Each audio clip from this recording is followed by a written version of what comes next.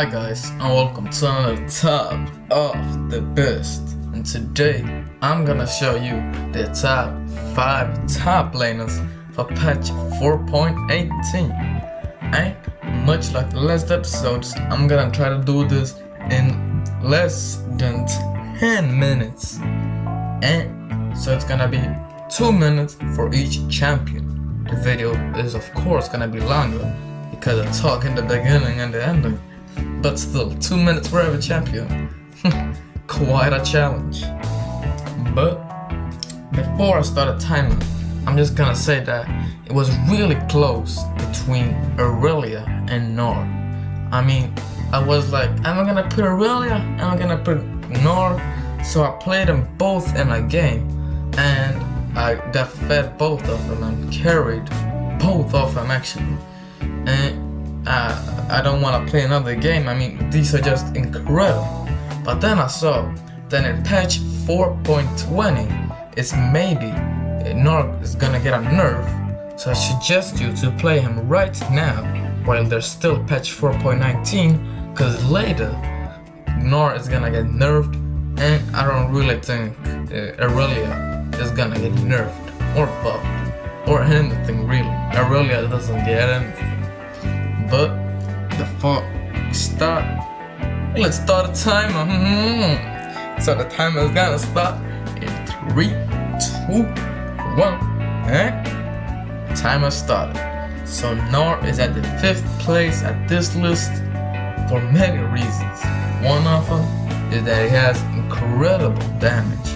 I mean, he goes in, he Qs, waits for it. Then the Q goes back, he Qs again, waits for it. It's like a 3-second cooldown, cause it goes in, it deals damage, it goes back, and if you catch it, it's like a 3-second cooldown. But if you don't, then it's like on a 12-second cooldown or something like that. It's just, you have to catch those Qs, and your opponent will be low on HP in like 5 minutes. So easy. And that's really why it's such an amazing poke, cause he Qs, and when it comes back again, it's like 3-second cooldown, and Nor doesn't have any mana, so you can just spam that all day, all night, get him low steady, then go and get a kill pretty darn easy. And he's strong in lane, just because that poke, of course. And the thing is, what do you know what his passive does? You probably know, but if you don't know, I'm gonna tell you. His passive does, when he uses his abilities, he gets like rage or something. I don't know what he gets. I think he gets fury. And then when he gets 100 of that, he will get like Nasus ultimate. I mean, he will get plus 300 HP. He will get a stun, much more damage, and of course, like a Nasus ultimate, you'll get much more HP, like 300 plus HP. So you can really go from squishy to tanky in like 2 seconds. So I mean, his passive is really weird to use, but if you master it, you will be incredible with Nor. Cause they go in, they may be tired of you because you're really low, like 5 HP or something. They go in, they just wanna ignite you, but then you change form, you stun, and you're tanky because you get like 300 HP, so the ignite won't kill you. I've done it like this a million times with Nor, and I can say it's really fun to trick them enemies. And it's like a secondary AD carry, but it still tanks. You know why? Because his normal form, when it's not in his beast form, I would call it beast form, I don't know what form it's called, but when he's in the normal form, he deals tons of damage, exactly like an AD carry, and it's very squishy, exactly like an AD carry. But then when it goes into his beast form, he will get like exactly like a Nasus or a Renekton. I mean, it's just incredible what Nor can do. His kid is just incredible.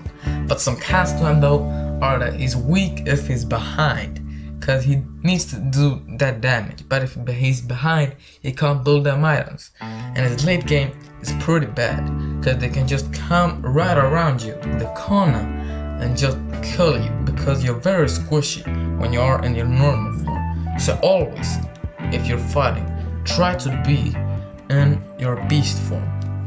But not really deserving and a really fun champ to play at the 5th spot at this list. So at the 4th spot, I can't speak today, we have Malphite. Malphite has really high damage. I mean, it's not that much damage like a Riven does, a Jace does, something like that. He deals consistent damage. He goes in, he Qs, goes out. Chill for a bit, get your passive, get that shield. He goes in again, he Qs, and his Q did surprisingly much damage. You know why? Because he's AP. And you may be wondering, what the fuck, why are you talking about AP? Because most of the people, when they play against an AP, they like to build a Hex Drinker or something. But really, what does Hex Drinker do? It's much better, much better if they're laning against an AD, because then they can build armor, and there are so many more items that give you armor, and so little items that give you magic resist. So I mean, it's a really good advantage to deal AP damage. And of course, like I said earlier, he gets very tanky, and with his passive he's really good in the lane, because like I said earlier, he goes in, Qs, goes out, waits a bit, and he gets a shield, and that shield blocks like a whole ability.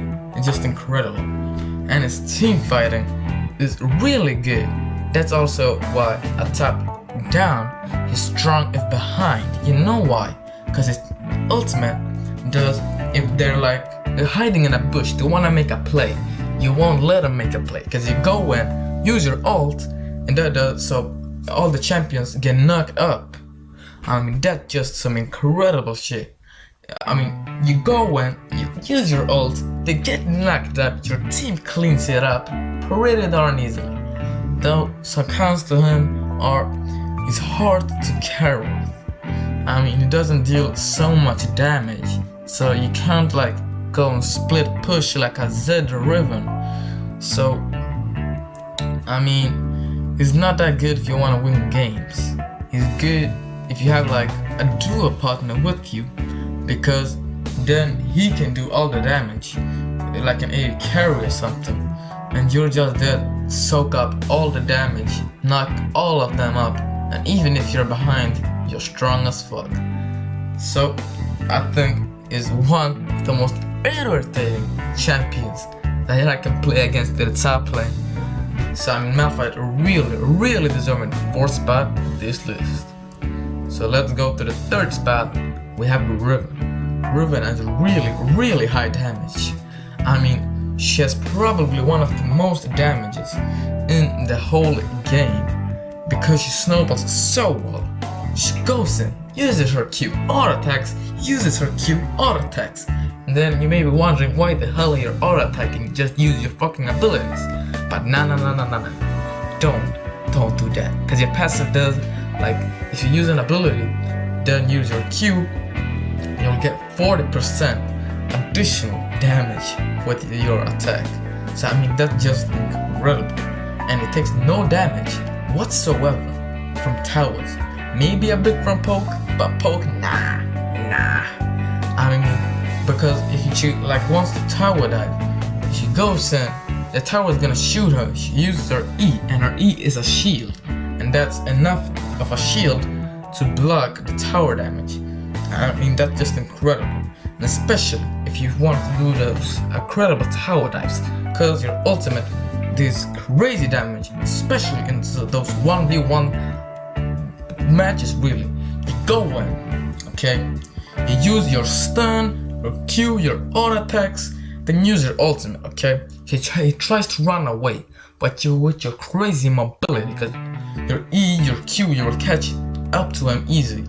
But if he gets away, you flash, use your ultimate, and he deals like a third of his health. I mean, his ultimate does, it's just incredible, man. It's just incredible. Though some cons to him are he's weak if he's behind, because if he's behind, he can't do that much. He needs to build up items to be strong. And if his opponent doesn't die after a combo, then you're probably pretty useless, because he has to die. Because if he doesn't die, then you don't do anything, he just kill you.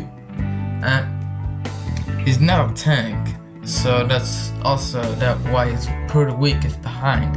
Because if he's not tanky, he'll just get insta-popped and he won't do anything. And he has no ranged stuff, so he can get poked out, but with the help of his E, he'll pretty much clear it pretty easily. So Riven at the third spot, really easily. And at the second spot at this list, we have Darius.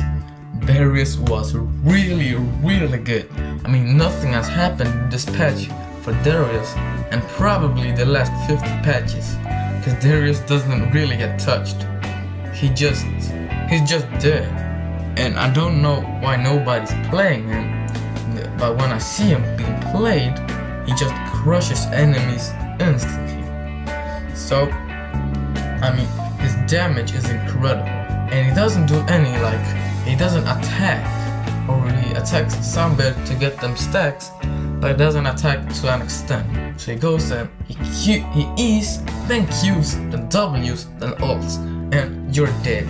You have nothing to do with that. You just dead. So that's why he also good, like against a Fiora, a Jax, because with their parry abilities and their dodges, Darius doesn't do as that much, auto attacking. So I mean, he's really good, and he's tanky. So if you get behind, then you can still be useful because you're tanky. So you can tank for your team, and your ultimate resets. So it's really good in team fights, or like a 2v1, because you go in, you kill one opponent, then the other guy, you're really low, but you can still fight him because you have your ultimate again. If you kill a guy with your ultimate, you'll get your ultimate back, so you can use it again.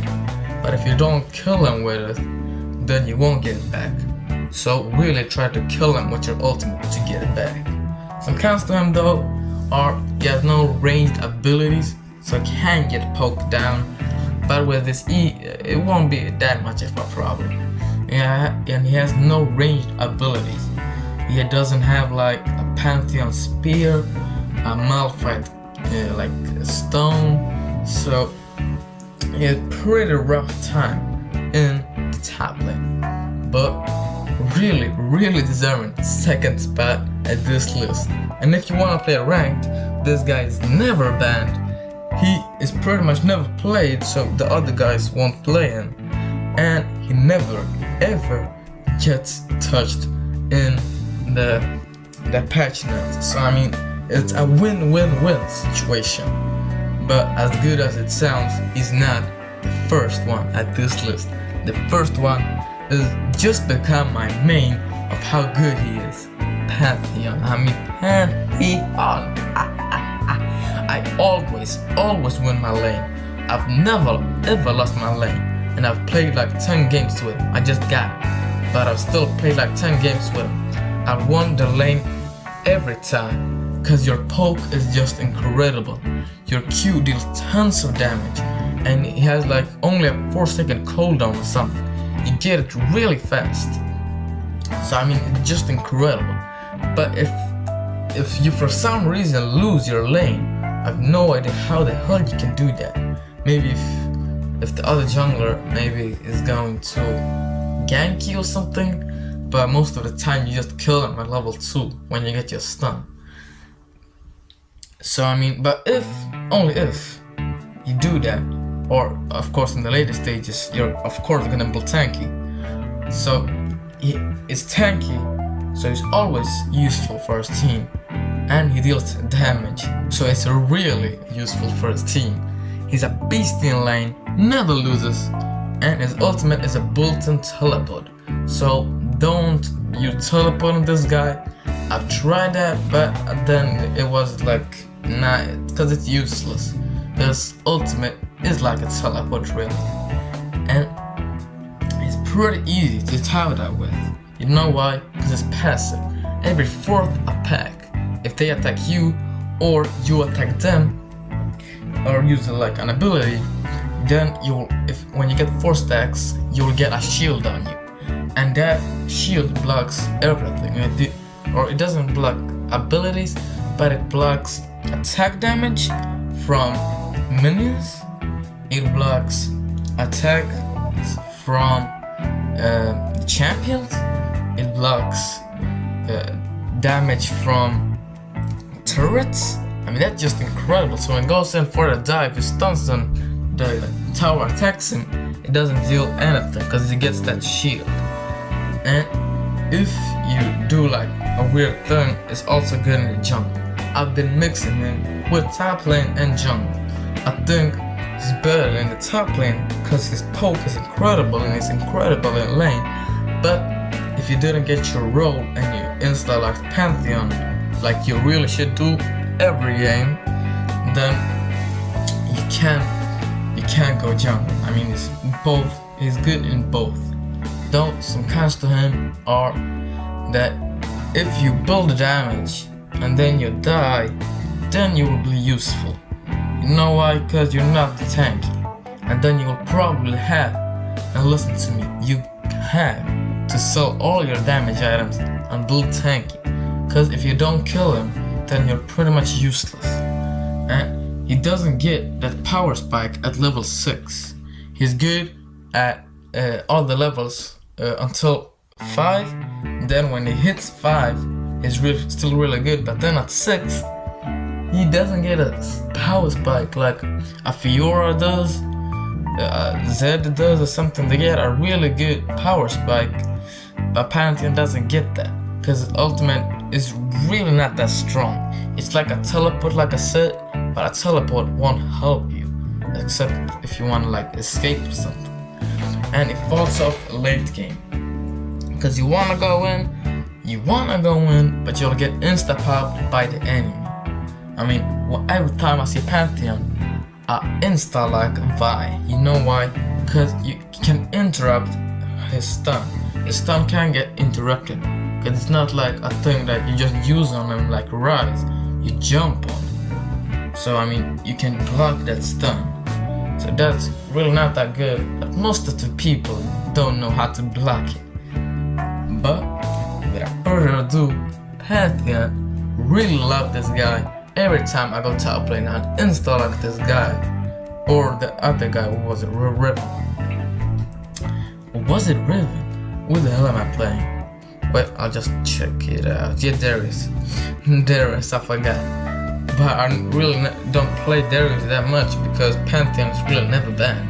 But if it's played, then I play like a Vi against him. But if I'm like bored, I really like Darius because it's incredible damage.